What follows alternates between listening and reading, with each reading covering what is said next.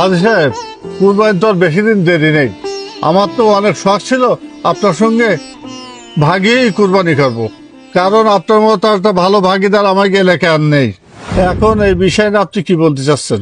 চাচা, আপনি আমার সাথে ভাগী হয়ে কুরবানি দেবেন, এটা তো অনেক ভালো কথা, কিন্তু দুইজনে তো আর কুরবানি হয় না, আমাদের তো আরেকজন ভাগিদার দরকার। আসসালামু আলাইকুম হাজি সাহেব। ওয়ালাইকুম আসসালাম ওয়া রাহমাতুল্লাহি ওয়া বারাকাতুহু। তা কি ব্যাপার হাজি সাহেব, কি নিয়ে আলোচনা চলতেছে? টাকা পয়সা লাগবে নাকি?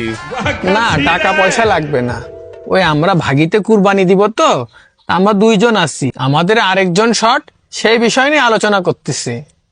ও আচ্ছা। তা হাজি সাহেব, আমিও তো মনে মনে চিন্তা করছিলাম যে এবার একটা কুরবানি করব। তো বর্তমান গরু বাজার যে দাম, একা তো আর সম্ভব না। তাই আমিও একজন ভাগিদার খোঁজ দিলাম। আর আপনাদেরও দুইজন হচ্ছেন আর একজন শর্ট, তা আপনাদের সঙ্গে আমারে বাগে নিয়ে এবারের কুরবানিটা করেই ফেলান।